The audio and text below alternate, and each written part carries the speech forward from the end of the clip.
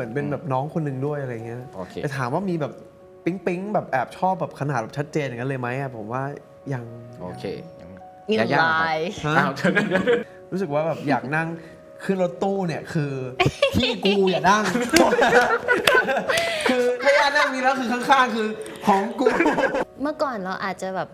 เดิมพันชีวิตด้วยเหตุผลอื่น แต่ย่ารู้สึกว่าเมื่อโตขึ้นอะรู้สึกว่าถ้าเราสามารถเดิมพันชีวิตด้วยคำว่ารักอะชีวิตเราจะดีขึ้นมาก ทุกอย่างที่ทำณตอนนี้ในฐานะ relationship ของเราอะค่ะแล้วทุกอย่างมัน drive ของมันคือความรักเลย มันมีความสุขนะครับ มันมีความสุขมาก ถ้าเราไม่เจอคนอย่างเขาเข้ามาอยู่ในทุกๆโมเมนต์ที่เราจมอะครับ แล้วเขาดึงเราขึ้นมา ไม่ว่าจะเป็นด้วยการกระทำหรือวิธีการหรือคำพูดอะไรก็ตาม มันเป็นคำตอบที่แน่ชัดเลยว่าแบบทำไมเราถึงรักเขาที่สุดในโลก ก็หมายถึงว่านอกจากแบบคนในครอบครัวคุณพ่อคุณแม่อะไรเงี้ยหูร้อน หูแดง ทำไม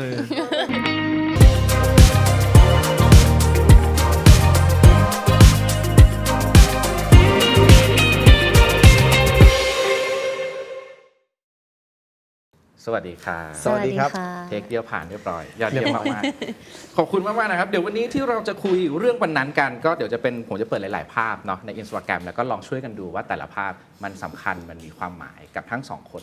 ยังไงบ้าง ครับ นะครับให้ลองมองเป็นภาพรวมก่อนนะฮะ Oh เริ่มที่ wow, แอ this ค is เคา like ท์นี้ก่อน live. Okay. ถูกต้องแบบนี้เลยครับ ลองเปิดดูนะฮะแล้วลองคิดดูว่าผู้หญิงคนนี้เจ้าของแอคเคาท์นี้เป็นยังไงบ้างตอบได้ทั้งยาย่าทั้งณเดชน์เลยครับ เขาต้องเป็นแฟนกับผู้ชายหล่อๆคนนั้น ผู้ชาย แน่ ไม่ดีเลยอ่ะ ผู้ชายหล่อๆคนนี้ ซึ่งผู้ชายคนนี้เป็นใครไม่รู้ โอเค เดี๋ยวเรามาดูกันนะ โอเค เลื่อนไปดูเรื่อย หลากหลายดีค่ะ ๆ หลากหลาย โอเคฮะ เดี๋ยวเราลองเปิดหลายๆรูปแล้วลองเลือกภาพมาคอมเมนต์กันดีกว่าฮะภาพนี้แล้วกันฮะ เต้น น่ารักหน่อย อันนี้สองภาพ หน้าสดก็สวย ยอดเยี่ยม น่ารักผมว่าน่ารักนะรูปเนี้ยน่ารัก น่ารัก โอเค พราะ เหมือนตัวจริงไหม ดูแบบ เหมือนตัวจริงไหม ดูธรรมชาติดูแบบไม่ได้แบบแต่งตัวหรืออะไรมากมาย แต่ว่าอันนี้ก็จะดูแบบเหมือนแบบชิลๆสบายๆเหมือนตัวจริงครับเหมือนตัวจริง ตาดู ไม่ผม แข็ง ผม ๆ เป็ เก่ง น ๆยัง ค ไง นชอบเขาแบบไม่แบบไม่ได้แต่งหน้าอะไรมากอะแบบ ลองย้อนเวลากลับไปมากกว่านั้นครับ That's me เดี๋ยวนายคิดอะไรนี่เอาจริง โอเค อันนี้เป็นช่วงเวลาวัยเด็กของยาย่าก่อนนะครับ ยาย่าก็จะมีหลายภาพที่ลงอยู่เหมือนกันนะ ลองดูเด็กหญิงยาย่า เมื่อ ณ ก่อน เว อะ ลานั้น รูปก่อนหน้านี้ค่ะ โทษทีครับ ตอนเด็กๆอ่ะหนูสามารถกินก๋วยเตี๋ยวอย่างนี้นะ เพราะว่าฟันห่างมาก ไม่ต้องอ้าปากเลย ไม่ต้องอ้าปาก ส่งมันเข้า ค่ะ ไปตรงนั้น ใช่ ความสามารถพิเศษ ตอนแรกเปิดภาพนี้มาเราคิดว่าจะคุยเรื่องเลโก้อ๋อไม่ใช่คุยเรื่องเส้นก๋วยเตี๋ยว โอเค ลองดูหลาย ๆ โมเมนต์หลาย ๆ เหตุการณ์นะครับ ตอนนั้นช่วงเวลานั้น ยาย่าเป็นเด็กแบบไหนอะครับ Oh I was a little shit ค่ะ มีนิสัยของเราเป็นยังไงบ้างตอนนั้น youngest child ค่ะเด็กสุดใน เด็กสุดครับ ในบ้านเลย ก็ youngest child syndrome ค่ะ ก็คือดื้อสุดในบ้าน ตั้งใจเรียนมากๆ I love going to school like ชอบมาก well because I was good at it สิ่งที่ชอบค่ะ ทำไมถึงชอบไปโรงเรียนนะครับ ตอนนั้นไปโรงเรียนมันสนุกยังไง เราชอบไปทำอะไรที่โรงเรียน เพราะว่าชอบเรียนรู้ค่ะชอบมาก แล้วเด็กครับให้ลองดูย้อนกลับไปมองภาพเหล่านี้รู้สึกยังไงกับเด็กผู้หญิงคนนี้บ้าง รู้ผมว่ายังมีเด็กคนนี้อยู่ในเนี้ยตลอดเวลา แต่ตัวสมองไม่ค่อยไปด้วยค่ะ เอาจริง ตอบไม่ง่ายเลย ความเป็นเด็กอะไรอย่างนี้เนาะ โอเค เนี่ยความดื้อความซน ความดื้อความ มีอยู่ ซ ในแววตาเขาต้องเดิน แววตา แล้วเด็กผู้ชายคนนี้ล่ะครับ เนี่ยก็เป็นผลของการลงภาพน้อย เราก็ต้องไปขโมยภาพมาจากอินสตาแกรมของแม่แก้วอีกแล้ว ขอบคุณแม่แก้วอีกครั้งนะ ลองดูครับ เด็กผู้ชายคนนี้เป็นยังไงบ้างเราชอบวันนี้อันนี้แม่เขียนแคปชั่นไว้ว่าอะไร ว่าอะไรฮะ เขียนไว้ว่าออกกำลังกายเสร็จชอบปีนต้นตะขบ ใช่ ตอนเด็กๆเป็นแบบนั้นใช่ไหม ใช่ครับคือตอนเด็กๆเป็นคน ขี้ถามฮะถามนู่นถามนี่ถามตลอดเป็นคนแบบเป็นคนไม่อยู่กับที่เป็นคนชอบทำกิจกรรมนู่นนั่นนี่ตลอดเวลาขี้สงสัย ดื้อซน ตั้งใจเรียนไหม ตั้งใจเรียนไหมไม่มากขนาดนั้นนะ แบ่งรับแบ่งสู้เหมือนกันนะโอเค เป็นคนชอบเล่นมากกว่า โอเค ชอบเล่นชอบทำกิจกรรม ชอบเล่นชอบคุยหลังห้อง ชอบโดนอาจารย์เรียก เคยโดนไปไม้เรียวฟาด อืม หน้าห้อง ซึ่งอันนี้ก็จะแตกต่างกับยาย่าไม่เคยโดนทำโทษอะไรแบบนั้นเลยไหมนะ no นี่ มั่นใจด้วย ค่ะ ภูมิใจด้วยโอเคอีกเรื่องหนึงตอนเด็กๆครับ มันจะมีคำถามที่เรามักจะโดนถามอยู่เสมอว่าโตไปอยากเป็นอะไร อื้อหือ ลองย้อนความทรงจำไปดูณช่วงเวลานั้นณเดชน์กับยาย่าตอบคำถามนี้ว่าอะไรกันบ้าง นักประดิษฐ์ นักประดิษฐ์ ใช่ครับ ด้วยความขี้สงสัยของเราเนอะ นักประดิษฐ์เหมือนแบบวิศวกรประดิษฐ์ อืม คือแต่ก่อนจะเอาลังกล่องโทรศัพท์ สมัยก่อนมันจะเป็นกล่องลังกระดาษแล้วมันจะมีเหมือนเป็นยานเป็นฐานทัพเป็นบ้านแล้วผมมีเลโก้อะไรเงี้ยก็จะมาเล่นมาทำนี่เป็นห้องเป็นจากุซซี่เป็นห้องนอนเป็นห้องกินข้าวอะไรเงี้ยแล้วโทรศัพท์โมโตร่าสมัยก่อนอันเท่าฝ่ามือครับก็แกะข้างหลังออกเพราะว่ามันใช้ไม่ได้แล้วเงี้ยก็มาทำแบบเหมือนต่อวงจรแต่ว่าใช้งานจริงไม่ได้นะแต่ว่าเราแบบเหมือน imagination เรามันฟุ้งอ่ะเป็น invention แบบนี้แบบนั้นอะไรเงี้ย ก็เลยเลือกที่จะเรียนสถาปัตยกรรมนะฮะ แต่ว่าแกดแพดตอนนั้นคะแนนไม่ค่อยดีเท่าไหร่ นะครับผม เป็นช่วงที่แบบโอ้ยไม่ได้ทำในสิ่งที่แบบอยากทำอะไรเงี้ย ก็ไปเทคคลาสไปเวิร์กช็อปเกี่ยวกับการเขียนแบบเลย เรียนกับพวกพี่ๆที่เขาเป็นสถาปนิกอะไรเงี้ย ประมาณนั้น แต่ว่าสุดท้ายก็ได้มาเป็นนักแสดงก็เลือกมาทางนี้ก็แอบคิดเหมือนกันนะก็โชคดีแล้วแหละอะไรเงี้ย แต่ว่าสิ่งนั้นก็เป็นภาพความฝันหนึ่งที่มันทำให้เราเติมเต็มความสุขอยู่ตลอดเวลาอยู่ โอเคครับยาย่าล่ะครับ โอ้ยอยากเป็นหลายอย่างมากมากมากมากมาก ไล่เรียงมาได้หมดเลยครับ อยากเป็นด็อกเตอร์เพราะอยากมีชื่อว่าดรรัสเซียสเปอร์เบน โอเค อยากเป็น politician อยากเป็นครู แต่จริง ๆ มีอันหนึงที่แบบซูเปอร์ฝันแบบจริงๆจริงๆถ้าไม่ได้มาเป็นนักแสดงคงไปทำสิ่งนี้ค่ะจริงๆอยากเป็น archaeologist ค่ะ ตั้งแต่เด็กๆเลย ตั้งแต่เด็กๆเลยค่ะอือฮึ หรือแล้วเราเคยไปใกล้เคียงกับความฝันนี้ขนาดไหนไหมนะ ไม่เลยค่ะ ไม่ได้ ไป ใก อ ล้ ย่างรวดเร็ว ใช่ค่ะ ก็เริ่มทำงานตั้งแต่ 14อะค่ะ ก็เลยมันก็ไม่ได้ไปทางนั้นเลย แต่ว่าก็ตอนที่เลือกอักษรก็เพราะว่า like 50% ของ curriculum คือประวัติศาสตร์หมดเลย โอเค ทุกวันนี้เราอาจจะไม่ได้ใกล้เคียงแล้วแต่ว่าเรายังชอบศึกษาพวกเรื่องราวในประวัติศาสตร์ หรือว่า ชอบมาก งค์ ชอบมาก หนังสือทุกอย่างที่ซื้อมาก็ส่วนมากก็คือแบบ Greek mythology Viking mythology อะไรอย่างเงี้ยค่ะ 2 อาทิตย์ก็อ่านหนังสือไป 20 เล่มอะ ในขณะที่เรา ผมหน้าเดียวปุ๊บหลับ เราชอบซื้อมาก ชอบ ผม ซื้ เป็ อน โรค มาก จิตพี่ Oh ผม my ชอบซื้อ god หนังสือชอบอุ๊ยดี กองดอง ซื้อ กองดอง เต็มเลย อ่านสักพักก็แบบหลับไม่เคยจบนาที กลับมาเล่นมือถือต่อ เมื่อกี้ลืมถามยาย่าให้ลองดูรูปเด็กคนนี้ต่อ เห็นแล้วรู้สึกยังไงบ้างครับ ลองเปรียบเทียบกับเขาสิ่งที่เขาเล่าภาพที่เราเห็นกับตอนโตของเขาเป็นยังไงบ้างนะ เอาจริงๆอ่ะเหมือนที่พี่แบบบอกรู้สึกว่ามันยังมีเขาตอนเด็กอยู่ในเขาตอนนี้ เหมือนแบบเราทั้งคู่เป็นพวกแบบโตแต่ตัวแบบสมองไม่ไปด้วยจริง นิดนึงไปอยู่ ๆ Come on we're super young at heart though แต่แบบรูปถ้ากลับไปอีกอันนึง ครับ นะคะอันนี้รู้สึกว่ามีความแบบรู้เลยว่าในความคิดในแบบ everything ยังมีเขาอยู่ตอนนี้ จริงๆ พี่แบร์ข้างนอกเขาเป็นคนที่ตลก เขาเป็นคนที่แบบ like very carefree แต่จริงๆ ลึกๆ เขาเป็นคนที่แบบเขาใส่ 100% ในทุกอย่างที่เขาทำมากๆมากๆ very passionate very แบบ go hard or go home ในใจแบบรู้เลยว่าในใจกำลังคิดอะไรเยอะแยะเต็มไปหมด ซึ่งเขายังเป็นแบบนั้นตอนนี้มากๆ อันนั้นเป็นชีวิตวัยเด็กนะครับขยับขึ้นมาอีกช่วงเวลาหนึ่งครับ ก็จะเป็นเข้าสู่วงการแล้วเราข้ามมาที่ผลงานแรกของแต่ละคนเลย ๆอุ้ย นะ หน้าเล็ก อัน หน้า นี้ ผอม มี2 อย่างมี 2 อย่าง โอ้โห มี 2 เรื่องนะให้ลองรีแคปมันก่อนย้อนเวลากลับไป เรารู้สึกว่าช่วงเวลานั้นอะไรคือบทเรียนสำคัญที่สุดที่เราได้รับมันสำคัญที่สุดกับเราในแง่ไหนบ้าง เริ่มที่ณเดชน์ก่อนแล้วกันครับ นี่คือเรื่องแรกละครเรื่องแรกในชีวิตเลยหลังจากที่แบบเคยมาทำงานในวงการก็เป็นแค่นายแบบเล่นคู่กับพี่หมากพี่มิ้นท์แล้วก็พี่กุ๊บกิ๊บไม่รู้อะไรเลย ไม่รู้อะไรเลยเกี่ยวกับการแสดงเลย ครับ ไม่ได้มีเวิร์กช็อปไม่มีอะไร แต่อาจจะเป็นเพราะว่าเราสนิทกันทั้ง 4 คนอยู่แล้ว เวลาเข้าเซตด้วยกันมันเลยมีความสบายใจ ทุกๆอย่างกับการใช้ชีวิตในวงการมาเรียนรู้จากเรื่องนี้หมดเลยครับ ผมอยู่หน้าเซตตลอดไม่ว่าจะเป็นไม่ใช่ซีนผมก็อยู่ตรงนั้น เพื่อผมจะดู ว้าว สัมผัสบรรยากาศอยู่ตลอดเวลาเรียนรู้กับมันให้มากที่สุดอะไรเงี้ยด้วยความเป็นเด็กคนหนึ่งที่ไม่ได้คิดว่าตัวเองเป็นนักแสดงเป็นอะไรอย่างเงี้ยอยากเรียนรู้อยากช่วยทุกคนอยากอยู่กับทุกคน อยาก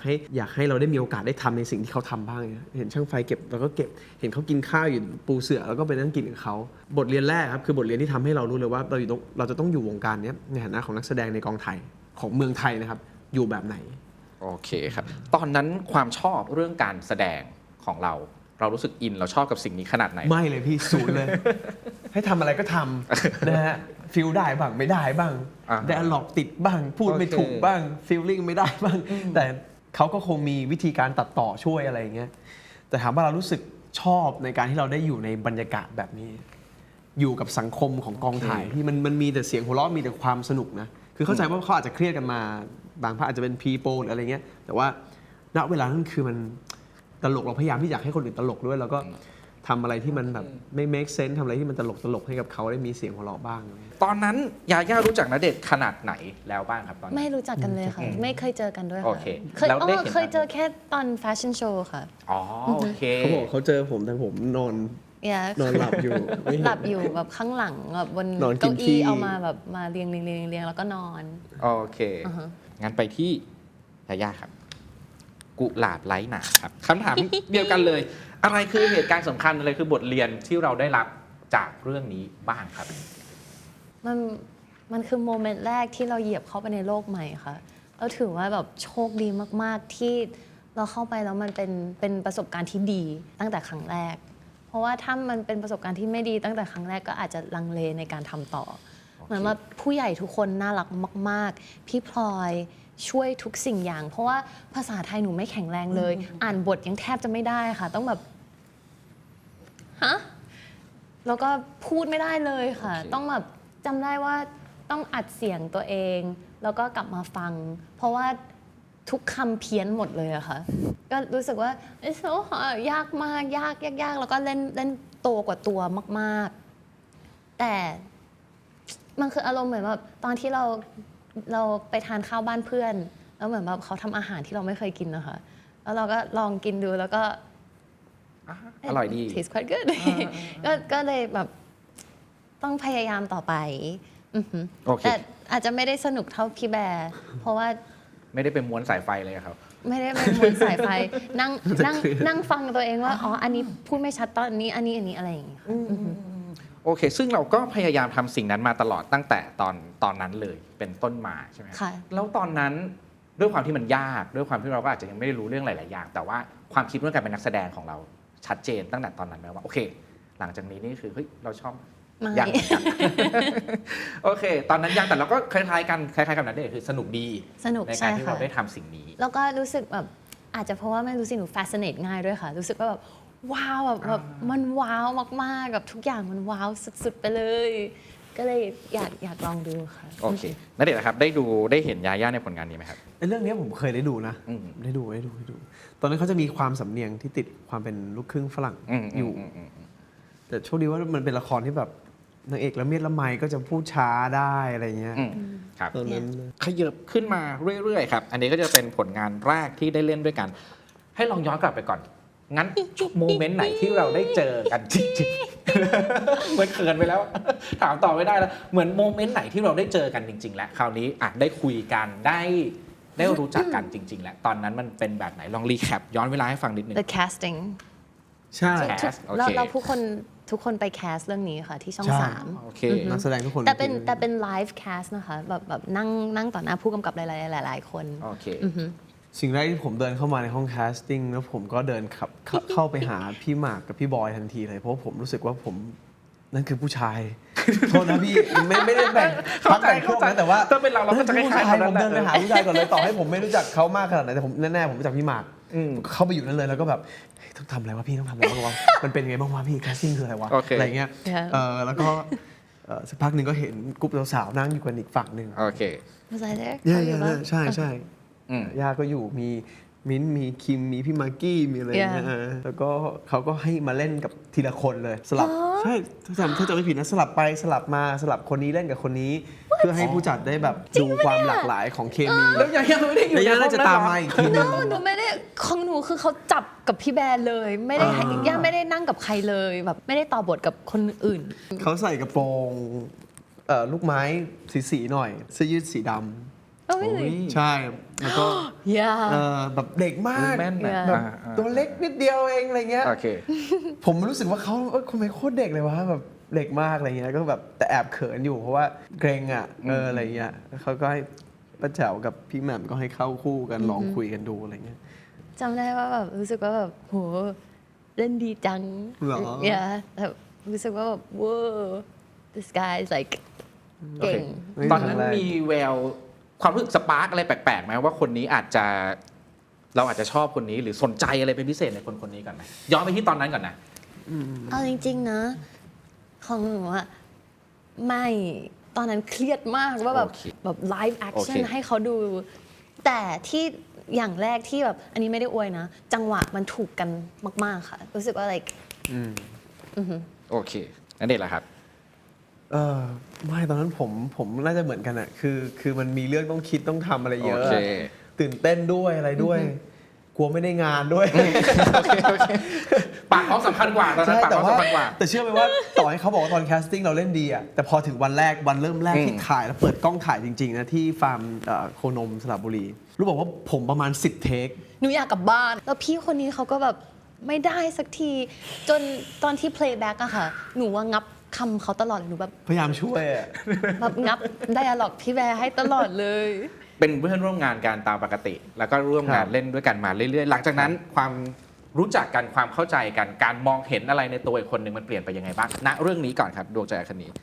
เหตุการณ์ที่เรามักจะนึกถึงมันอยู่บ่อยๆ กับเรื่องดวงใจอาคนีว่าอาคนีกับอาจิมามีอะไรบ้างครับ ผมรู้สึกว่าผมพยายามที่จะแบบช่วยดูแลเขาอะ เมื่อกี้เขายังช่วยเราอยู่เลย เออ อ๋อช่วย หมายถึงว่าแบบ ดูแลคืนดูแลคืน กินข้าวนั่งเก้าอี้อะไรเงี้ยบางทีเราวิ่งไปเช็คเทปหน้ามอนิเตอร์แต่พอเขาเดินมาเราก็นั่งเลยอะไรเงี้ยแบบให้กำแพงที่มันกั้นแล้วทำให้การแสดงมันไม่ไปข้างหน้าครับมันให้เหมือนเป็นเพื่อนที่ทำงานไปด้วยกันได้จริง ๆอะไรเงี้ย โอเค เออ ช่วยในฐานะนักแสดงเพื่อนร่วมงานคนหนึ่ง ใช่ก็เหมือนเป็นแบบน้องคนหนึ่งด้วยอะไรเงี้ย โอเค แต่ถามว่ามีแบบปิ๊งแบบแอบชอบแบบขนาดแบบชัดเจนอย่างนั้นเลยไหมอะผมว่ายัง โอเคยัง มี ยา ลาย ฮะ อ้าวเดี๋ยว ไม่ใช่ เขาควบคุมโกหก ถ้าจำไม่ อะ ผิดอะไม่ได้โกหกแต่แบบ ถ้าทุกวันนี้กลับไปมองอะจะรู้สึกว่าเกมร้ายเกมรักอะชัดเจนจริง ๆ เลยอะตอนนั้นอะ หนูจำได้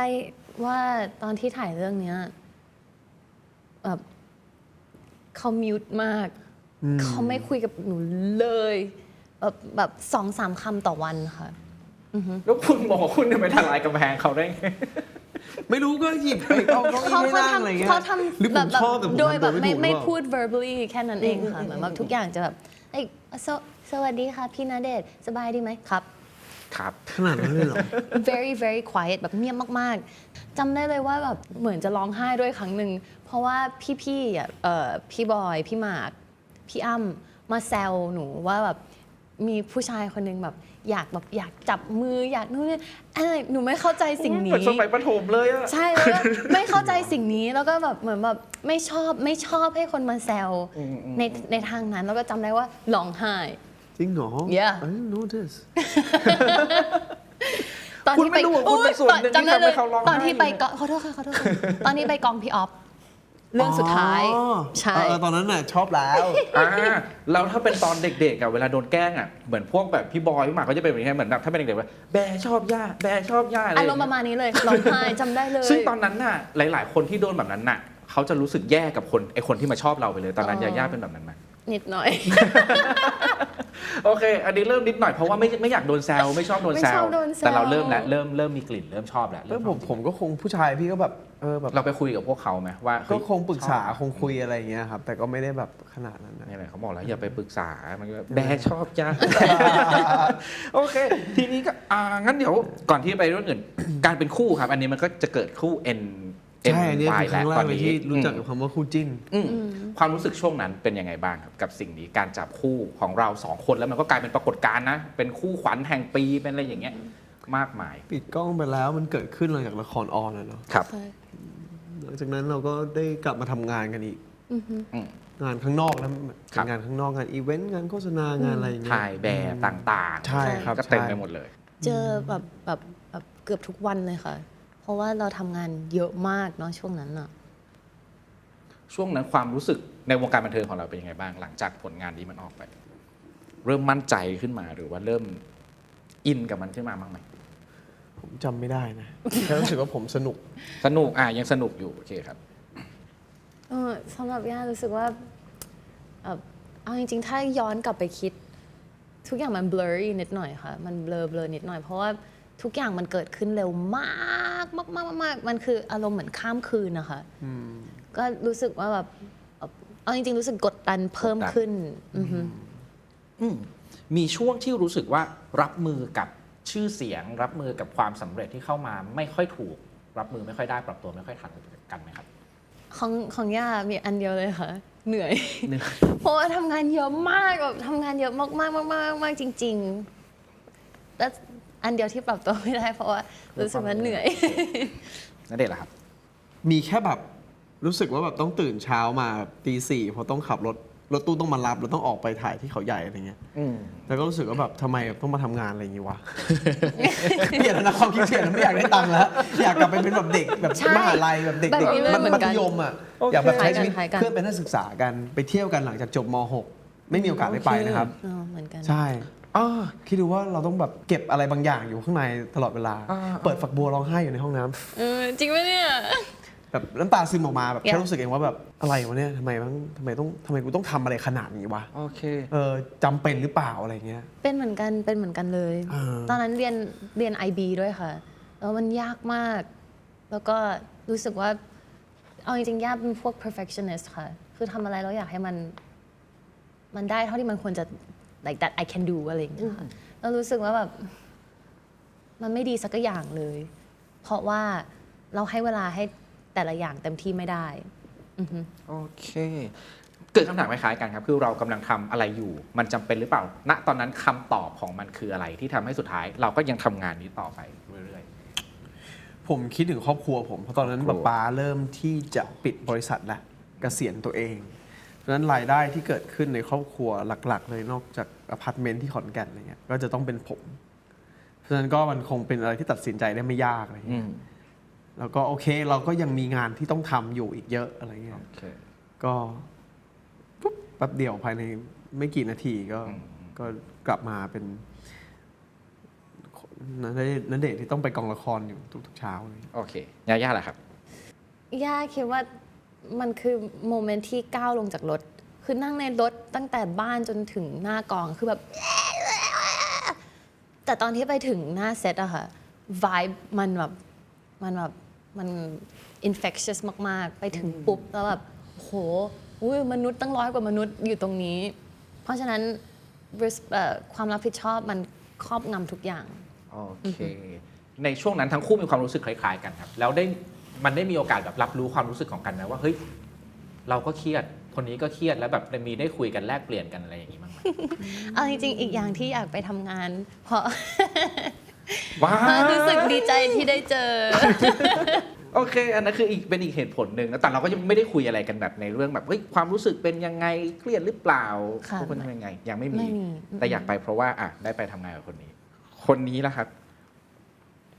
ได้แลกเปลี่ยนได้รับรู้ความรู้สึกได้รับรู้ความเครียดอะไรของอีกคนหนึ่งไหมของยาย่าไหมในช่วงนั้นแล้วเราได้คุยกันแลกเปลี่ยนกันก็มีคุย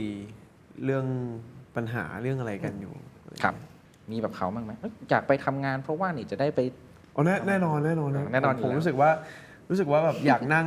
ขึ้นรถตู้เนี่ยคือที่กูอย่านั่งคือถ้าย่านั่งนี่แล้วคือข้างๆคือของกูแล้วปกติใครนั่งแล้วปกติใครนั่งข้างย่าแม่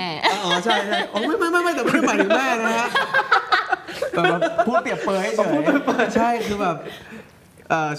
ก็จริงๆก็แล้วถ้าแม่นั่งอยู่ก็ของคุณแม่ด้วยแหละที่แม่แบบว่าแบบเด็กๆมันมีเวลาแบบคุยกันแค่นี้อะไรเงี้ยแบบระหว่างทางขากลับขามาก็แม่ก็นั่งอยู่ข้างๆอะไรเงี้ยก็ให้เราจะนั่งเหมือนให้ผู้ใหญ่นั่งหน้าแล้วเรานั่งหลังใช่ก็ประมาณนั้นแหละแล้วก็แบบมีความสุขแบบแค่นั่งใกล้กันบางทีหูฟังพี่วัยรุ่นเลยอ่ะหูฟังคนละเพลย์ลิสต์อยากจะบอกอะไรเขาก็เลือกเพลย์ลิสต์ที่มันแบบอินใจกินใจหน่อยอะไรอย่างเงี้ยไม่อยากหลับสี่ไหลมาแล้วอะไรเงี้ยเข้าใจปะมันจะมีความรู้สึกอย่างนั้นอยู่ตลอดเวลาโอเคนั้นในช่วงเวลานั้นครับค่อยๆขยับเข้ามาทีนี้เราก็จะลิสต์มาเป็นผลงานที่เล่นด้วยกันเนาะอันนี้ลองรีแคปความรู้สึกที่มันค่อยๆเพิ่มค่อยๆพัฒนากันขึ้นมาแล้วกันครับเริ่มจากเกมร้ายเกมรักอันนี้เริ่มชัดเจนแล้วก็เหมือนณเดชน์เคยสัมภาษณ์ว่าเนี่ยช่วงนี้เป็นช่วงที่จีบกันแหละ ความรู้สึกอาจจะไม่ได้ชัดเจนหรือรุนแรงเป็นคำว่าจีบอะไรเงี้ยมันคือการแบบเขาเรียกว่าอะไรอะ หยอก เอาใจ เล่น ใส่ หยอก แกล้ง หยอกแกล้งเยอะขึ้นพยายามที่จะแบบแคร์ความรู้สึกเขามากขึ้นอะไรเงี้ย โอเค ทำงานเป็นยังไงนู่นนั่นนี่มันต้องเล่นด้วยกันเยอะครับ เรื่องนี้มันบู๊มันอะไรด้วยแบบล้มเลิมอะไรอีก อืม ดราม่าก็เยอะอะไรเงี้ยพยายามจะดูแลเขาให้เขารู้ว่าแบบเราแคร์ความรู้สึก โอเค เขาอยู่อะไรเงี้ย เรารับรู้ถึงสิ่งนี้ได้ไหมครับเขาจากที่เรื่องแรกเขาเงียบเนาะมิ้วใส่เราเปิดมิ้วใส่เรา เรื่องนี้เป็นไงบ้างที่เขาบอกว่าเขาดูแลเรามากขึ้น จริงๆย่าว่าทุกอย่างมันเริ่มต้นด้วยถ้าย้อนกลับไปคิดอะย่ารู้สึกว่าเราค่อยๆพัฒนาจากการเป็นแบบเพื่อนที่ดีต่อกันมากๆ รู้สึกว่าเรื่องเนี้ยยากมากๆค่ะแบบเนื้อเรื่องมันซับซ้อน อืม เขาแบบ there for me มากๆในฐานะแบบว่าบทมันยาก เนื้อเรื่องมันยากแล้วเราช่วยกันมากๆมากๆใช่ค่ะ โอเค เพราะปกติถ้าฉากมันยากมากนักแสดงบางคนก็จะ step out ให้เหมือนเราทำอารมณ์นู่นนี่นั่นของตัวเอง แต่นี่คือแบบเราจะช่วยกันตลอดเวลาเราจะแบบให้ส่งไหมให้ช่วยบิ้วไหมอะไรอย่างเงี้ย อย่าสิความสัมพันธ์ตอนนี้เป็นยังไง เดี๋ยวเราค่อยๆไล่กราฟกันไปดูก่อนว่ามันเป็นยังไงบ้าง ตอนนี้เกมร้ายเกมรักนี่เป็นยังไงบ้างนะสมมติความรู้สึกเต็มร้อยที่เราชอบกันและกัน Do you remember น่าจะเป็นเหมือนที่ย่าพูดอะเรื่องนี้ยากมาก Yeah ดูแลกันคือแบบ อ๋อโอเค ช่วยกันตลอดดูแลกันตลอด รู้สึกว่าเรื่องนี้จะไม่ผ่านมาได้ถ้าเราไม่ได้แบบ ทำงานจับมือทำงานไปด้วย ใช่ค่ะ โอเค ถ้าเราไม่ได้จับมือทำงานไปด้วยกัน ต่อมาครับกรณีหนี้นี้ใครครองครับอาทิตย์กับดารุณีครับ เป็นยังไงบ้างความเปลี่ยนแปลงความสัมพันธ์พัฒนาที่มันมากขึ้นมีอะไรไหมครับรีแคปสั้น ๆ ได้เลย คือตอนนั้นเราเป็นแฟนกันหรือยังความตอนนั้นนะฮะที่หรือว่าเป็นตั้งแต่เกมร้ายเกมรักเลย no ยังใช่ไหมโอเคถ้างั้น เอาจริงๆอ่ะเราไม่เคยขอกันว่าแบบเฮ้ยเป็นแฟนกันนะ ไม่เคยเลย never ever เราแค่เหมือนแบบไปกันมาแล้วก็นี่เราจะนับว่าเราคบกันตั้งแต่ตอนไหนดี แล้วก็ คือแบบไม่เคย เข้าใจ ค่ะไม่เคยได้แบบนั่งขอกัน เนี่ย เนี่ย ซึ่งอันนั้นของณเดชน์กับของคู่ณเดชน์กับยาย่ามันคือตอนไหนอะ ประมาณเรื่องนี้ค่ะ เรื่องเนี้ย ประมาณเรื่องนี้ ซึ่ง ตอ จริงๆนะ โเค ตอนนั้นน่ะเรายังไม่รู้ตัวกันหรอกค่ะว่าเราจะตกลง เพราะว่าเรามาตกลงอีกหลายปีมากๆหลังจากนั้นว่า อ๋อ Let's count from here คือผ่านอันนี้ไปแล้วด้วย ค่ะ แล้วเราก็มาคุยกันตอนหลัง ใช่ค่ะ บอกว่า หลาย งั้นเรานับ ปี จากตรงไหน ผ่านไป ดีนะ เอาตรงนี้ละกันเป็นหมุดหมายที่เริ่มต้นนะฮะโอเคแล้ว ก็ ก็ เลยเราไม่เคยนับด้วยว่าสรุปจากตอนไหน แล้วทั้งคู่ก็ไม่ได้พยายามที่จะรีบหาคำตอบหรือชื่อเรียกของความสัมพันธ์ Yeah. ของมันเนาะเราก็เป็นคนที่เรารู้สึกดีต่อกันและกันมาเรื่อยๆนะครับทีนี้ลองคุยกันเรื่องการแสดงนะฮะในเรื่องเหล่านี้นะครับลองดูไล่มาเรื่อยๆนะครับจนมาถึงอ่ะคัดแค่นี้ก่อนคือนาที2ให้มองในแง่ของการแสดงฮะความสำคัญของการมีอีกคนหนึ่งเล่นด้วยกันมาโดยตลอดคืออะไรครับ สิ่งที่เราได้รับกลับมาเสมอเมื่อละครเรื่องนั้นหนังเรื่องนั้น นักแสดงเป็นณเดชน์กับยาย่าครับ ถ้าส่วนตัวนะคะสำหรับหนูแบบหนูจะมี2คนที่ like เล่นเสร็จจะดู react ของเขาคือพี่แบร์กับแม่ เพราะว่าเขาคือ2คนที่พร้อมจะบอกแบบจริง ๆ ว่า like did I do good or not แล้วก็จะรู้เลยว่าแบบ he's not that happy อ๋อหรือว่า he จะแบบเราจริง ๆ มันคือแรงผลักดันที่ดีมาก เพราะเราจะรู้ตัวว่าโอ้ crap ต้องให้ดีกว่านี้ ต้องให้ดีกว่านี้ อันนี้ส่วนตัวนี่ โอเค คือความสำคัญที่มีเขาอยู่ในเซตด้วยค่ะ เหมือนกันนะครับ อีกอย่างหนึ่งก็คือเวลาที่แบบเราเหนื่อยจากการทำงานในกองที่เราได้อยู่ด้วยกันนะครับคือสมมติถ่ายละครด้วยกันถ่ายหนังด้วยกันนะเราต้องการใครสักคนที่เราสามารถบ่นระบายอะไรสักอย่างกับปัญหาของการแสดงกับปัญหาของสิ่งแวดล้อมที่เราอยู่มันจะมีตลอดเวลาความรู้สึกก็เขาเป็นคนหนึ่งที่แบบชอบปลอบเราเฮ้ยแล้วก็จะใช้วิธีเสนอไอเดียหนึ่งลองคิดแบบนี้สิหรือว่าอาจจะเป็นเพราะแบบนี้ ไม่ได้แบบว่าตามแต่ว่าแบบเบรกเราด้วย รับฟังเราด้วยอะไรเงี้ย โอเค นี่ แล้วที่ผ่านมาทั้งหมดครับ ก็นำมาสู่อีกหนึ่งเรื่องผลงานล่าสุดนะครับลายกินนารีนะครับ อันนี้เราเริ่มต้นแบบนี้ก่อน มีความรู้สึกอะไรบ้างไหมครับ ที่พอเราเล่นเรื่องนี้แล้ว มันแตกต่างจากเรื่องอื่น ๆที่ผ่านมา เราเล่นด้วยกันมาหลายเรื่องมากแล้ว แต่มันเพิ่งเคยเกิดความรู้สึกแบบนี้ขึ้นในกองถ่ายลายกินนารี สำหรับย่านะคะ can I go first ไม่เคยเห็นพี่แบทตั้งใจขนาดนี้มาก่อนในชีวิต ไม่แน่ใจว่าเพราะว่ามันเป็นคาแรคเตอร์ใหม่ที่เขาไม่เคยเล่น หรือว่าด้วยเส้นเรื่องที่มันค่อนข้างซับซ้อน บทเขาคือหนูไม่สามารถยืมบทเขามาอ่านไดอะล็อกได้ค่ะเพราะเขียนแบบโอ้ยเขียนแบบสีนู้นสีนี้แบบเต็มไปหมดเลยเหมือนเขาแบบเขา live ใน paper ได้ดีมากๆแล้วก็โคตรไม่ใช่เขาเลยอะไรอย่างเงี้ยนั่นเองเลยครับ คือก่อนหน้านี้ผมรู้สึกตันกับการแสดงตัวเอง ไม่ได้เป็นเพราะคนอื่นไม่ได้เป็นเพราะอะไรนะเป็นเพราะตัวความรู้สึกผมเองพอเราได้มารีเซ็ตตัวเองใหม่ครับแล้วมันรู้สึกเหมือนเราจะได้กลับมาทำงานด้วยความพร้อมแล้วอ่ะการได้กลับมาแล้วได้มีโอกาสเล่นเรื่องนี้ซึ่งเป็นคาแรคเตอร์ที่แบบโอเคเรื่องพีเรียดด้วยไม่เคยเล่นมาก่อนเลยขี้โมโหหน้าเกรงขามขี้โวยวายอะไรเงี้ยมันก็มีความน่าตื่นเต้นที่ทำให้เรารู้สึกว่าเราอยากให้โอกาสตัวเองกับเรื่องนี้อีกครั้งหนึ่งก็เลยรู้สึกว่าทำไมต้องเต็มที่กับเรื่องนี้มากๆประมาณนั้นคุณณเดชน์ครับมอง ครับ เห็นอะไรที่มันแตกต่างไปในตัวยาย่า ผมว่าเรื่องนี้มันคือเฟมินิซึมใน Yeah. ยุคสมัย There's ที่ yeah. ผู้หญิงถูกไม่ให้ทำอะไรเลยนอกจากร้อยพวงมาลัยเย็บผ้า แต่อันนี้คือมาสายใหม่ สายฉันเป็นหมอแล้วเป็นหมอที่เป็นหมอผู้หญิงคือเขาก็เป็นตัวแทนของผู้หญิงคนหนึ่งที่จะบอกว่าไม่ใช่มีเพศใดเพศหนึ่ง หรือไม่ใช่ใครคนใดคนหนึ่งที่ต้องมีนามขนาดหน้าเป็นหมอหลวงเท่านั้น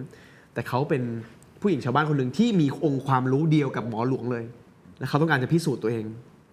ให้ทุกคนรู้ว่าเขาทำได้ แต่จริงๆเขาต้องการจะพิสูจน์แบบเขาเรียกอะไรผู้หญิงทุกคนฉันเป็นผู้หญิงฉันก็ทำได้เหมือนกัน ประเด็นนี้น่าสนใจครับเรื่องเฟมินิซึมเพราะว่าถ้าดูจากงานเรื่องหลังๆของยาย่าเราอาจจะนับตั้งแต่ Fast and Furious มั้งแล้วก็ถ้ำหลวงอะไรอย่างเงี้ยเราจะเห็นว่าตัวละครของยาย่ามันคือคนที่พยายามผู้หญิงที่พยายามพิสูจน์สิ่งนั้นอยู่ Fast and Furious คือเฮ้ยอยู่คนเดียวได้ แล้วก็ฉันก็ทำทุกอย่างแบบนี้ได้เหมือนกันถ้ำหลวงก็เป็นตัวละครที่ถูกตั้งขึ้นมา เป็นผู้หญิงที่อยู่ในท่ามกลางคนที่ทำภารกิจที่เป็นแบบผู้ชายเยอะๆเราก็ทำได้เหมือนกันอะไรอย่างเงี้ยเรื่องนี้ก็อีกเหมือนกันยาย่ารู้สึกไงกับเรื่องนี้บ้างการเป็นตัวแทนเรื่องเพื่อบอกว่าผู้หญิงสามารถทำสิ่งเหล่านี้ได้ ชอบมากรู้สึกว่าทุกวันในชีวิตก็เป็นแบบนั้นเหมือนกันค่ะแต่เรื่องเนี้ยเหมือนแบบด้วยยุคของมันนะคะมันคือยุคที่แบบ feminism ยังไม่มีตัวตนด้วยซ้ำก็เลยรู้สึกว่าแบบ ตอนที่นั่งกับพี่แบร์แล้วเขาแบบยูต้องเป็นแค่หมอตำแย่โอ้โหแบบกรี๊ดแทบจะแบบข้างในคือกรี๊ดแบบlike I'm smarter than you อะไรอย่างเงี้ยโอเค ใช่ค่ะก็ดีชอบการเปิด this topic ให้คนมาคิดค่ะหนูว่าย่าว่าเมื่อดูอ่ะจะรู้สึกว่าจริงๆแล้วเราควรจะยอมรับมาตั้งนานแล้วโอเคในเรื่องที่ว่าไม่ว่าจะเป็นเพศไหนก็สามารถทำในสิ่งนี้ได้เหมือนกันนะครับนี่เป็นเรื่องความรู้สึกตอนเป็นตัวละครมีความเข้าใจกันในแง่ไหนมากขึ้นไหมครับเมื่อได้ทำงานเรื่องนี้ด้วยกันเราได้เรียนรู้อีกแง่มุมหนึ่งของอีกคนหนึ่งเพิ่มขึ้นมาสำหรับย่าตอนที่ถ่ายเรื่องเนี้ยเหมือนว่าจริงๆเราเริ่มถ่ายก่อนโควิดค่ะ and then COVID happened หายไปประมาณ2 ปีแล้วเรากลับมาถ่ายค่ะ fire drive ในการทำงานมันหายไปนิดหน่อยหลังจากที่เราพักไปนานอะไรอย่างเงี้ยค่ะแล้วก็บวกกับว่าอยู่ดีๆในช่วงเวลานั้นถ่าย4 เรื่องพร้อมกันนะคะแบบแยกตัวยังไงก็ไม่รู้ว่าหนูออกมาจากจุดนั้นได้โดยที่ยังมีชีวิตอยู่ได้ยังไงก็เลยมันทำหลายอย่างมากจนแบบ I wanted to quit like, so tired too tired อันนี้คือสิ่งที่เหมือนเดิมค่ะก็คือ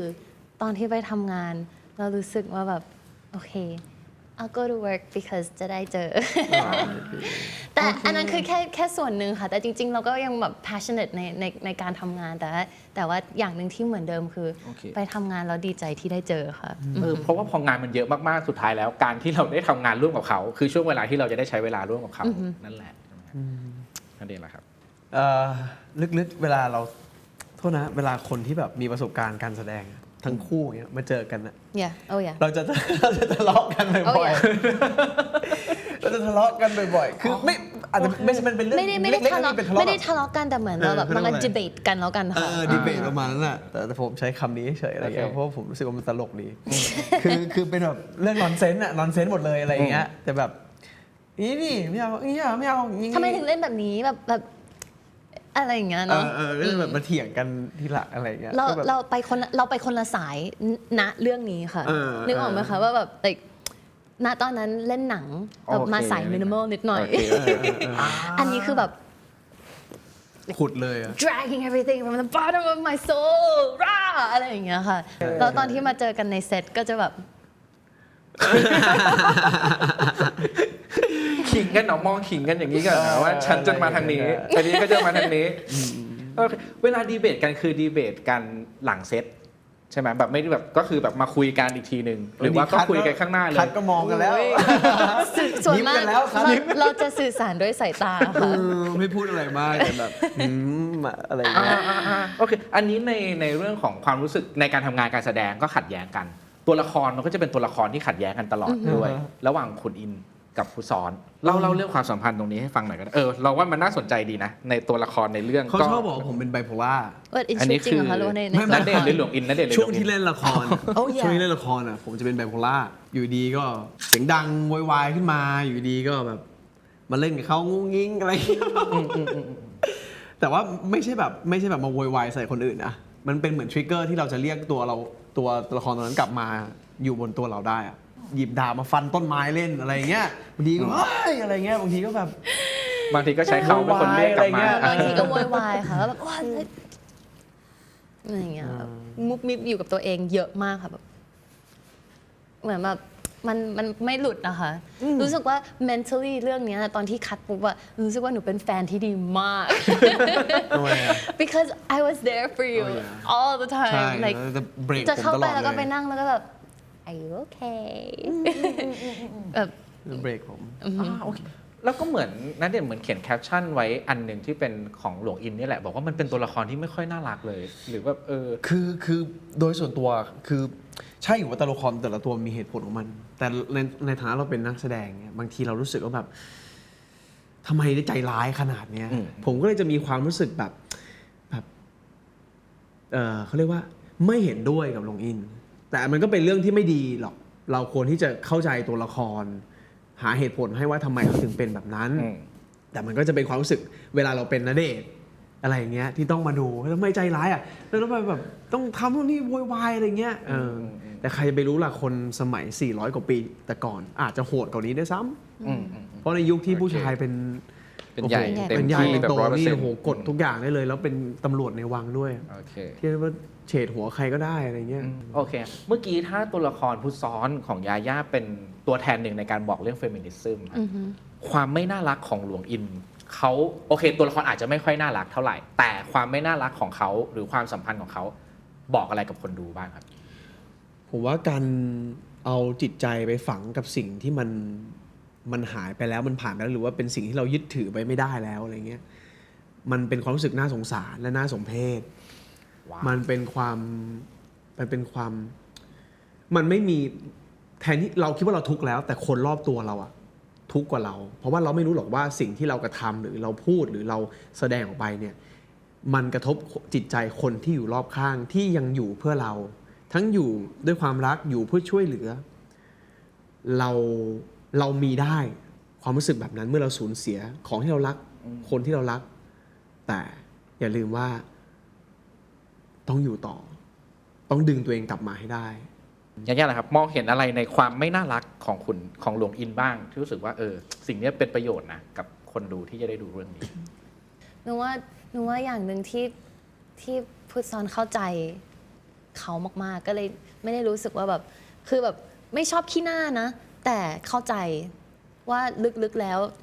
ทุกอย่างที่เขาทำเพราะว่าเขารักมากๆมันเป็นสิ่งที่ต่อยอดจากความรักที่แบบรักมากๆมากๆแล้วไม่ยอมรับกับการสูญเสียก็เลยพร้อมที่จะไปโทษนู่นโทษนี่โทษนั่นความไม่น่ารักของเขา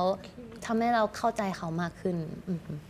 โอเคครับเมื่อกี้เป็นตัวละครหลวงอินกับผู้ซ้อนทีนี้ภาพรวมของลายกินนารีครับให้ลองนึกดูว่านอกจากความสนุกความเข้มข้นการสืบสวนปริศนาหาคดีฆาตกรรมต่างๆนะครับ คิดว่าอะไรคือแมสเซจที่ลายกินนารีพยายามจะบอกคนดูที่ดูเรื่องนี้ครับ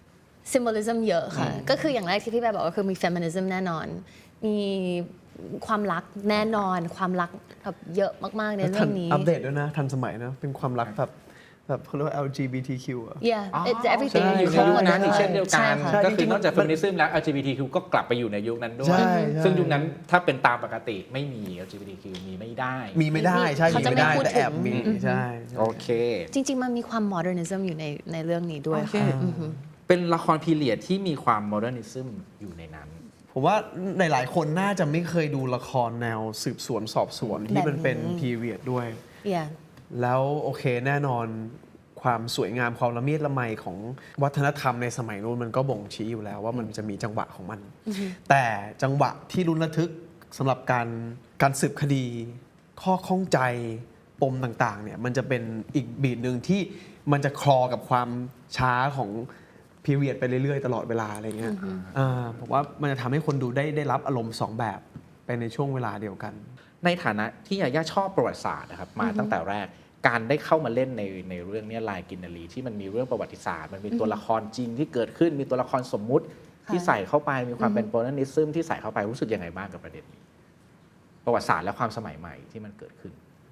การอ่านเกี่ยวกับประวัติศาสตร์ กับการเข้าไปเล่นจริงๆอ่ะมันต่างกันมาก history books มักจะทำให้ทุกอย่างมันสวยค่ะ แต่เมื่อได้เล่นจริงๆมันไม่ใช่อย่างที่เราอ่านเลยค่ะอีกอย่างหนึ่งที่ยิ่งทำให้แบบว่าโคตรรัก history books มากขึ้นเลยประวัติศาสตร์มากขึ้นคือ มนุษย์ควรจะต้องเรียนรู้จากสิ่งที่เราทำผิดพลาดในอดีตมากๆค่ะ โอเค นี่คือสิ่งที่ลายกินนารีพยายามจะบอกพวกเรานะครับจากมุมมองสองคนโอเคขอบคุณมากครับ เมื่อเราพูดถึงภาพรวมทั้งหมดของลายกินนารีที่เราคุยกันเมื่อกี้ครับเราก็จะไม่พูดถึงผู้ชายคนนี้ไม่ได้ครับในคนที่ทำให้เรื่องราวทั้งหมดมันเกิดขึ้นมาคุณน้องพงษ์พัฒน์ครับพูดถึงผู้ชายคนนี้หน่อยนะการร่วมงานกับผู้ชายคนนี้แล้วก็โลกในลายกินนารีที่เขาสร้างขึ้นมาการร่วมงานกับเขาเป็นยังไงบ้างครับ ทุกอย่างมันมาจากจินตนาการพี่อ๊อฟเลยค่ะ แล้วเขาสามารถแบบทำให้มันมีชีวิตขึ้นมาได้เรื่องเขาคือแบบยอดมนุษย์จริง อย่างที่ย่าบอกไปพี่อ๊อฟโอเคหลายๆคนก็จะรู้ว่าตอนนี้ปัญหาพี่อ๊อฟคือเรื่องสุขภาพใช่ไหมฮะแต่ว่าจริงๆแล้วมันไม่ใช่ปัญหาของเขาเลย ใช่คือเรียกว่าบางทีก็ไม่เคยนอน เวลานอนก็เอาไปคิดบท ไปดีไซน์ฉากไปเพิ่มตรงนั้นตรงนี้เหมือนทั้งวันที่เขาถ่ายมาวันเนี้ยเขาจะเห็นแล้วว่าเส้นเรื่องเป็นอย่างนี้จะไปเพิ่มอะไรต่อดี มีอะไรน่าสนใจบ้าง มีอะไรที่เรื่องมันขับเคลื่อนไปได้บ้างพี่อ๊อฟทำหน้าที่ตรงนี้ได้แบบตลอดเวลา ๆ yeah เป็นคนที่ใจเย็นในการทำงานมาก มาก ใจเย็น ที่สุด ฟรีมากฟรีสเปซเลยอยากนั่งอยากลุกอยากทำอะไรอยากพูดอะไรอยากแค่แล้วแต่เขาเป็นนักแสดงมาก่อนเขาเข้าใจหมดแล้วว่านักแสดงเรามีปัญหาอะไรบ้าง อันนี้จะเป็นเรื่องมุมมองและความรักอันนี้เราก็จะไปเลือกรูปคู่จากหลายๆปีหลายๆช่วงเหตุการณ์ที่ยาย่าลงเอาไว้เพราะว่าณเดชน์ยังไม่ได้เล่น ทั้งหมดนี้จะมาจากของยาย่าทั้งหมดเลยนะครับ ว้าว อันแรกปี 2012 อันนี้ก็เพิ่งเป็นคู่ขวัญคู่จิ้นกันมาใหม่ๆนะฮะ ปี 2013 ครับมีรูปคู่บ้าง ยืนห่างๆกันหน่อยดูในช่วงนี้ อันนี้มีเล่นกันบ้างนิดหน่อยอะไรอย่างนี้นะครับ ปี 2014 จะเป็นแบบนี้นะครับ นี่ฮะอันนี้ปี 2015 ค่อยๆไล่ขึ้นมาจนถึงปัจจุบันให้ลองดูหลายๆรูปนะครับ มันจะมีเรื่องหนึ่งที่เราคุยกันมาตลอดคือเรื่องที่ทั้งสองคนยังเหมือนเดิมอยู่ว่ามันมีอะไรบ้าง อยากให้ลองนึกถึงสิ่งที่เปลี่ยนแปลงไปแล้วในตัวอีกคนหนึ่งอะมีอะไรบ้างที่มันไม่เหมือนเดิม แต่มันเป็นไม่เหมือนเดิมในทางที่ดีขึ้นสำหรับความสัมพันธ์ของเราครับ เราเติบโตพร้อมกัน เติบโตพร้อมกันครับ เพราะฉะนั้น change มันจะไปพร้อมๆกัน Your turn อย่างนี้ครับเวลาเราเติบโตไปพร้อมกันใช่ปะมันจะมีช่วงจังหวะหนึ่งที่บางคนอาจจะเคยเจอก็คือเราโตพร้อมกันแต่บางทีเราอยากวิ่งหรือเดินด้วยความเร็วที่ไม่เท่ากันอันนี้ไม่แน่ใจว่าคู่ของณเดชน์กับยาย่าเคยเจอช่วงเวลาแบบนั้นบ้างไหม ก่อนที่จะถึงจุดนั้นนะคะ มันก็อาจจะมีบางโมเมนต์ที่เรา pacing ไม่เท่ากันค่ะ อาจจะเพราะว่าที่เขาบอกว่าผู้หญิงมักจะโตไวกว่าผู้ชายในความคิดอะไรอย่างนี้ อาจจะเป็นอันนั้นก็ได้ค่ะ เดี๋ยวให้คุณพูดต่อ คุณรู้สึกยังไงกับประโยคเมื่อกี้บ้างผมให้คุณเป็นฝ่ายพูดบ้างครับ ถึงผู้ชายทั่วโลกนะครับ แบ่งฝั่งกันแล้วเว้ยโอเคลองดูมีไหมฮะช่วงเวลาที่เพจซิ่งเราอาจจะไม่ตรงกันเราถามนี่เพราะว่าการเติบโตมาด้วยกันมันมีข้อดีแน่ๆแหละแต่ในช่วงระหว่างนั้นก็เป็นช่วงเพจซิ่งไม่ตรงกันแน่ๆ ก็ต้องคุยกันต้องคุยกัน ผมติดอย่างเดียวผมเป็นคนไม่พูด เมื่อผมมีปัญหาอะไรผมจะไม่ค่อยพูด อันนี้ก็ต้องขุดมีอะไรพูดมาอะไรประมาณนั้นนะฮะ ทำไมถึงรู้สึกว่าไม่พูดดีกว่า อาจจะเป็นที่แบบว่าด้วยนิสัยมั้งครับ คือสุดท้ายก็ต้องคุยกัน ต่อให้เราไม่อยากพูดเราไม่อยากพูดถึงมันหรือเราไม่มีวิธีการพูดที่ดีอะไรเงี้ย ผมว่าสุดท้ายเราก็ต้องคุยกัน ต้องปรับความเข้าใจต้องไปในทิศทางเดียวกันให้ได้อะไรเงี้ย จริง ๆ ที่หนูบอกอะว่าแบบก่อนถึงจุดนั้นนะคะ ก็คือเรายังหาจุดกลางในการคุยกันไม่ได้ เพราะว่านี่พูดอย่างเดียว แล้วก็นี่ก็แบบ hey say something อะไรอย่างเงี้ยค่ะ จนมาถึงจุดหนึ่งที่เหมือนแบบเราโตไปพร้อมกันจริง ๆ จุดนั้นคือเราคุยกันทุกอย่าง แล้วก็เรา compromise ทุกอย่างค่ะแบบถ้าแบบประมาณ 4-5 ปีที่แล้วก็จะบอกว่าcommunication ไม่ค่อยดี แต่เมื่อมาถึงจุดที่แบบ communication ดีมากชีวิตเปลี่ยนเลยค่ะ เพราะว่าจริงๆ core ของ relationship เราอะค่ะที่หนูรู้สึกว่ามันดีมากจนถึงทุกวันนี้ได้ เพราะ the communication ที่มันดีขึ้นในทุกๆ ปีที่เราเติบโตไปด้วยกันนะคะ ใช้คำว่าดีขึ้นในทุกๆปียังไม่พูดอยู่ไหมยังมีโมเมนต์ที่ไม่พูดอยู่ไหม no เหมือนปลดล็อกอะไรไม่รู้เลยพูดไม่หยุดเลย ตอนนี้ก็จะเป็นฝ่ายที่บอกว่าพอก่อน เราว่าเรื่องนี้น่าสนใจและน่าจะมีประโยชน์ เราอยากรู้ว่าอะไรคือจุดที่ทำให้รู้สึกว่าเราต้องปรับเรื่องการสื่อสารนะเพราะว่าการสื่อสารมันเป็นเรื่องยากนะเราเข้าใจอะไรคือสิ่งที่ไม่รู้ว่าเฮ้ยมันต้องปรับ ผมว่าเป็นสาเหตุไม่ได้มั้งแต่ผมรู้สึกว่าเราคิดถึงเขาตลอดเวลา ผมว่ามันไม่ใช่เรื่องยากที่เราจะเรียนรู้หรือว่าจะพยายามพัฒนาตัวเอง ให้เราได้เดินไปด้วยกันนะผมว่ามันไม่ได้ฝืนอะไรเลย เพียงแค่มันอยู่ที่ว่าแบบเราอยากที่จะแบบเดินไปต่อกับเขาอยากจะเรียนรู้กับเขาอยากจะวาดฝันไปถึงวันที่ยิ่งใหญ่ของเรามากขนาดไหนอะไรเงี้ยถ้าสมมติว่าเราตอบคำถามของความสัมพันธ์ของทั้งคู่ได้ขนาดนี้ผมว่ามันก็คงไม่ใช่เรื่องยาก ยากแหละครับ เนี่ยว่าคล้ายๆพี่แบนนะคะ สุดท้ายแล้วเมื่อมานั่งกับตัวเองแล้วถามตัวเองว่า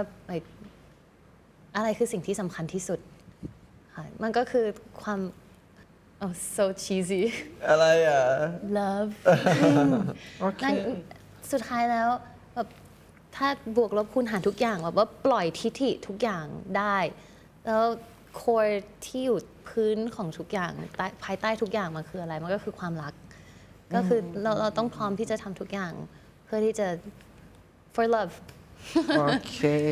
ยอดเยี่ยมถ้างั้นทุก ๆ อย่างที่ผ่านมาที่ตอบมาเมื่อกี้ครับเราอยากรู้ว่าแล้วถ้าในมุมมองของมันเมื่อกี้เราคุยถึงเรื่องความสำคัญของความรักใช่ไหมว่ามันแบบมันคือสิ่งที่แบบสำคัญที่สุดสำหรับเรา แล้วในระหว่างนั้นมันมีอะไรที่เปลี่ยนทำไมอ่ะ ต่อ เราไม่ได้ทำอะไรผิดใช่ไหมเราอยากรู้ว่าในระหว่างทางนั้นมันมีมุมมองเกี่ยวกับความรักที่เปลี่ยนไป ที่เราได้เรียนรู้ขึ้นมาใหม่ในระหว่างทางเช่น เราอาจจะเคยคิดว่าความรักมันสำคัญเท่านี้ณปัจจุบันรู้สึกว่าเฮ้ยมันสำคัญเท่านี้ว่ะเมื่อก่อนเราเคยคิดว่าความรักคือจุดปัจจุบันความรักมันคือจุด ผมว่า just be yourself ครับ just be yourself with the one that you love just be yourself ถ้าคุณเป็นตัวเอง For sure กับเพื่อนสนิทได้คุณก็ต้องเป็นตัวเองกับแฟนได้ yeah ความรู้สึกเรื่องอะไรทุกอย่างถ้าพูดกับเพื่อนได้ คนที่เป็นแฟนเราก็ต้องพูดได้ เราคุยกับเขาได้ทุกเรื่องอ่ะผมว่ามันก็คงไม่ใช่คำตอบที่ยากอ่ะแล้วอีกอย่างหนึ่งมันไม่เก็บมันไม่ทรมานมันไม่มีความรู้สึกไม่ดีไม่ท็อกซิกไม่อะไร ก็รับได้ก็รับได้กันก็ถ้าเรียนรู้กันไม่ชอบอะไรอ่ะตดเหม็นหรือเปล่าไม่แปรงฟันหรือเปล่า กินข้าวไม่ล้างจาน เฮ้ยทำไมเอา บ้าน ความ ไม่ จริง ถู มาพูดหมดเลย ไม่ใช่ยกตัวอย่างไงสมมตินะพี่รถไม่เก็บรถไม่ล้างอะไรเงี้ยพวกดีเทลเล็กๆน้อยๆเนี่ยมันเป็นปัญหาใหญ่ในอนาคตแล้วถ้ามีอะไรไม่ชอบอะไรก็บอกกันไม่ตรงๆอะไรเงี้ย It's true นะครับมีสิ่งที่เรียนรู้เปลี่ยนแปลงเรียนรู้เพิ่มเติมบ้างไหมครับกับมุมมองของความรัก เมื่อก่อนเราอาจจะแบบเดิมพันชีวิตด้วยเหตุผลอื่นเหมือนแบบ I go to work today because แบบอยากได้แบบผลงานที่ดี แต่ย่ารู้สึกว่าเมื่อโตขึ้นอะรู้สึกว่าถ้าเราสามารถ เดิมพันชีวิตด้วยคำว่ารักอ่ะชีวิตเราจะดีขึ้นมากนั่นคือแบบสิ่งที่เราเรียนรู้เกี่ยวกับความรัก มันจะทำให้ชีวิตเรามีความสุขมากขึ้นมาก ต่อมาเรื่องสุดท้ายเรื่องวันเกิดนี้สั้นๆเลยครับ อันนี้เราดึงภาพวันเกิดหลายๆ ภาพมานะครับ แล้วเดี๋ยวเราจะให้ขยายความสิ่งที่ทั้งสองคนเคยเขียนเอาไว้ ว่ามันหมายความว่าอย่างไรบ้างยาย่ามักจะเขียนในแคปชั่นวันเกิดครับเอาไว้หลายๆคำมันจะมีคำว่าณเดชน์เนี่ยคือยอดมนุษย์กับซูเปอร์กำลังใจของยาย่าขยายความสองคำนี้ให้ฟังหน่อยสิครับเขาเป็นยอดมนุษย์ยังไงครับคือซูเปอร์กำลังใจของเรายังไงบ้าง ๆ จริงๆ พี่แบร์เป็นไอดอลนะคะในฐานะที่มนุษย์คนหนึ่งสามารถทำได้ทุกอย่างเลย อันนั้นคือเหตุผลของคำว่า superhuman ครั ค่ะ บ ซูเปอร์กำลังใจครับ เรา keep it real มากค่ะในชีวิตประจำวัน เพราะฉะนั้นเขาจะพูดตรง เขาจะบอกจริง ๆ ก็เลยรู้สึกว่านี่คือกำลังใจที่ต้องการ ซึ่งเขาให้สิ่งนี้กับเรา ค่ะ นะครับ ของณเดชน์ครับ คล้ายๆกันแต่นี่น่าจะเป็นรูปนี้และเขาก็เขียนเอาไว้ว่า ผู้หญิงที่ผมรักที่สุดในโลก ทำไมอ่ะ ไม่ชอบแบบนี้เลย อ้าวทำไ ตื่นมาตอนเช้าเราใส่ เอาแล้ว รูปสวยตั้งเยอะตั้งแยะ แต่แคปชั่นดีนะ ค่ะแคปชั่น ดีนะ น่ารักค่ะ โอเคผู้หญิงที่ผมรักที่สุดในโลกครับ ตอนนั้นความรู้สึกอะไรทำให้เรารู้สึกว่าในวันเกิดของเขาเนี่ยเราอยากเขียนแคปชั่นนี้กับลงภาพนี้เอาไว้ ผมว่ามันก็รู้สึกแบบที่เราอยากจะเขียนจริงๆอะผมว่าผมก็เกิดด้วยอ่ะ ขอโทษผมก็อยากเลือกคำอื่นแต่ว่าพี่ไม่ลงรูปอื่นเลยมันเลยต้องเป็นคำนี้เขินแทนด้วยตอนนี้กำลังจะตอบ โอเคนั่นแหละเราเข้าใจว่ามันอาจจะเขิน คือมันมีความสุขอะครับ มันมีความสุขมากแล้วก็อย่างที่บอกคือเรายังมีความเป็นเด็กอยู่ในตัวค่อนข้างเยอะมันก็เลยแบบชัดเจนว่าเขาเป็นแบบเป็นคนเดียวที่จะมาเติมสีสันในชีวิตเราได้อะไรเงี้ยคือเราก็มีเรื่องของเราก็มีหน้าที่มีภาระของเรา แต่ว่าแบบถ้าเราไม่เจอคนอย่างเขาเข้ามาอยู่ในทุกๆโมเมนต์ที่เราจมอะครับ แล้วเขาดึงเราขึ้นมา ไม่ว่าจะเป็นด้วยการกระทำหรือวิธีการหรือคำพูดอะไรก็ตามอะมันเป็นคำตอบที่แน่ชัดเลยว่าแบบทำไมเราถึงรักเขาที่สุดในโลกเลยเนี่ย แล้วถ้า Oh my god ก็หมายถึงว่านอกจากแบบคนในครอบครัวคุณพ่อคุณแม่อะไรเงี้ยคุณร้อง หูแดง ทำไม แล้วถ้างั้นโอเคครับ สุดท้ายของรายการไม่มีภาพแล้วนะครับอันนี้ไม่มีภาพแต่ว่าให้ทั้งสองคนจินตนาการภาพขึ้นมาภาพหนึ่งเป็นภาพอะไรก็ได้ที่มันจะเราอยากให้มันเกิดขึ้นนะครับในอนาคต แล้วเราก็จะถ่ายภาพมันเอาไว้โพสต์ Instagram เขียนแคปชั่นอะไรบางอย่าง ภาพนั้นมันจะเป็นภาพอะไรอ่ะ โอเค อันนี้คือ for work related นิดหน่อยค่ะ ครับ ก็คืออยากให้คนดูรายกินนารีเราชอบ โอเค สมมติว่าจะเป็นภาพมันควรจะเป็นภาพแบบไหนที่คนดูลายกินนารีแล้วเราจะเขียนแคปชั่นมันว่ายังไงดี from our sweat tears and blood thank you ยอดเยี่ยมครับอีกภาพหนึ่งครับ ผมคิดว่าในอนาคตอ่ะผมเห็นภาพเรากลางบทกลางเอกสารกลางพีโปขึ้นมา แล้วก็ถกกับเขาดีเบตกับเขาเรื่องงานที่แบบเรากำลังจะทำในโปรเจกต์นั้นโปรเจกต์นี้อะไรเงี้ยเห็นเขานั่งแบบพิมพ์บทละครอยู่ พิมพ์บทหนังอยู่อะไรเงี้ย เขียนแคปชั่นว่า วันวุ่นๆของวัยรุ่น 40 บวก โอเค อะไรอย่างเงี้ยไม่รู้นะ น่ารักอ่ะ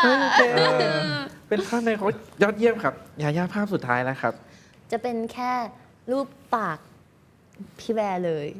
แค่ปากเขาเลยเราให้เห็นครบ 32 ฟัน แล้วก็เขียนในแคปชั่นว่าขอให้เป็นแบบนี้ตลอดไป เฮ้ยน่ารักไหนทำให้ดูหน่อย32 ซี่ เฮ้ย โอเคส่วนวันนี้ขอบคุณมากๆนะครับวันนี้ขอบคุณมากครับขอบคุณครับขอบคุณครับ ขอบคุณทุกคนครับ ขอบคุณค่ะ